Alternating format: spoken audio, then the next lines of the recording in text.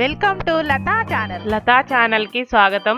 ఇప్పుడు పుదీనా రైస్ తయారు చేసుకుందాం. దీనికి కావాల్సిన పదార్థాలు: లవంగాలు 4-5, పచ్చిమిర్చి 7-8, పుదీనా 1 పెద్ద కప్పు. ఇప్పుడు మిక్సీ జార్ తీసుకొని అందులో లవంగాలు, పచ్చిమిర్చి, పుదీనా వేసుకొని కొద్దిగా నీళ్లు పోసుకొని మెత్తగా గ్రైండ్ చేసుకోవాలి. గ్రైండ్ చేసుకున్న పేస్ట్ను ఒక గిన్నెలోకి తీసుకొని పక్కకి పెట్టుకోవాలి. ఇప్పుడు ఒక పెద్ద ఉల్లిపాయ తీసుకొని కట్ చేసి పక్కన పెట్టుకోవాలి.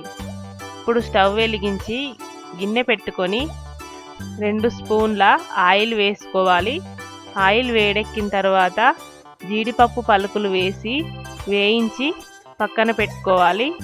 అలాగే ఉల్లిపాయ ముక్కల్ని కూడా బ్రౌన్ కలర్ వచ్చే వరకు వేయించి సగం తీసి పక్కన పెట్టుకోవాలి.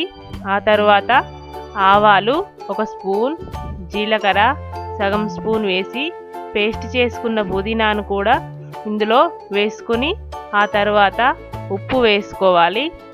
ఇప్పుడు బాగా కలుపుకొని ఒక 5 నిమిషాలు బాగా ఉడికించుకోవాలి.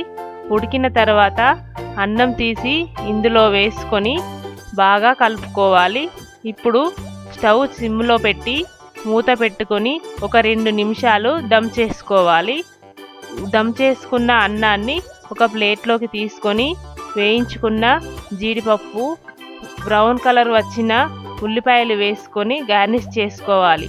అంతే, పుదీనా రైస్ రెడీ.